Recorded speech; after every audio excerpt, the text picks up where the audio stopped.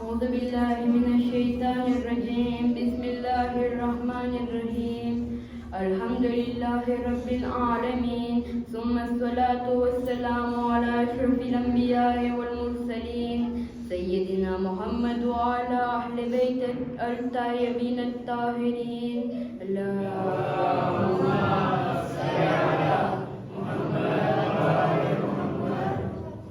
ولعنة الله على أعدائهم أجمعين إلى يوم الدين أما بعد فقد قال الله سبحانه وتعالى في كتابه الكريم بسم الله الرحمن الرحيم ومن يعظم شعائر الله فإنها من تقوى القلوب صدق الله العلي العظيم Surat Hajj ayat numéro 32.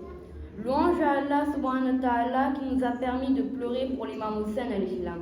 Allah subhanahu wa ta'ala nous a permis de vivre ces 10 jours de Muharram remplis de bonne éducation, de spiritualité et de chagrin que le cœur n'est pas prêt et ne sera jamais prêt à abandonner.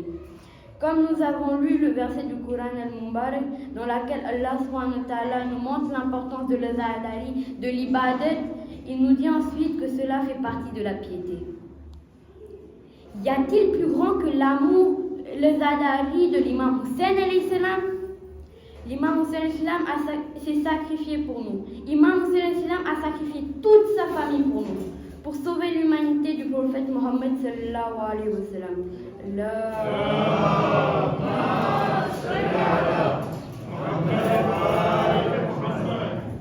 L'imam Sajjad alayhi salam a été obligé de voir les têtes de sa sainte famille bénies sur des lances. Bibi Zainab alayhi salam était obligée de perdre son voile pour que la religion islamique authentique survive.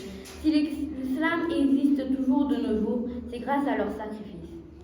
C'est pourquoi nous avons beaucoup de hadiths concernant les bienfaits de pleurer l'imam Hussein alayhi salam et sa famille. Je vais en citer quelques-uns. Le 6e imam, Ja'far Sadiq alayhi salam dit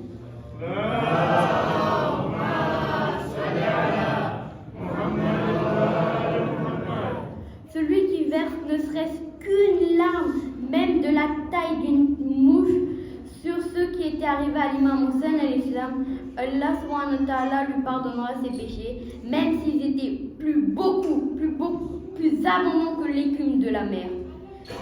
Puis l'imam Ja'far Sadiq alayhi salam dit aussi que celui qui parle de la tragédie de l'imam Hussein alayhi salam et fait pleurer gagne le paradis. Maintenant, chacun se pose une question. Quelle est ma responsabilité? Quel changement ce mois béni de Muharram doit apporter sur moi? Quand on se pose ces questions, alors plusieurs réponses nous viennent en tête. Comme par exemple, je dois essayer de suivre les pas de l'imam Hussein alayhi salam. Je ne dois pas m'amuser avec cette religion authentique pour laquelle l'imam Hussein alayhi salam a sacrifié sa vie et celle de sa famille. Mes parents, mes frères, mes sœurs, une pensée me vient à l'esprit. Normalement, chez nous, après les 10 jours de Muharram, la présence au masjid pour le zadari de l'imam Hussein alayhi salam diminue. Mais il ne faut pas oublier que durant ces 10 jours de Muharram, l'imam Hussein alayhi salam était encore présent avec Bibi Zainab alayhi salam. Mais maintenant, il ne l'est plus. Donc nous ne devons pas arrêter de venir au masjid pour qu'on puisse être là pour Bibi Zainab alayhi salam et l'imam Sajjad. Qu'Allah subhanahu wa ta'ala accepte nos efforts et que l'imam Hussein alayhi salam soit notre intercesseur le jour du jugement. Amin.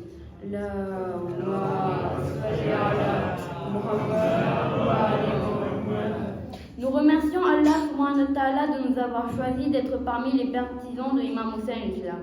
Nous remercions aussi tous ceux qui ont participé dans l'organisation de l'azadari de l'imam Hussein alayhi salam. Et notre souhait à nous, les jeunes et nouvelles générations, c'est pouvoir suivre vos traces et comme vous, nous n'abandonnons pas le zadari de l'imam Hussein alayhi salam. Pour terminer mon petit discours, nous, les élèves du Madrasa Hussein al-Karim, tenons à remercier Cheikh Shamsir pour nous avoir tout appris. Nous remercions aussi les responsables du Madrasa pour avoir organisé la venue du Cheikh Shamsir à Tamataf, qui nous a été très bénéfique. Nous sommes fiers d'être les élèves de Tamataf Jamaat et les futurs shahabis de l'imam Zamana al-Islam. Labbaik ya Hussein! Labbaik ya Hussein! Labbaik ya Hussein! Labbaik ya Hussein!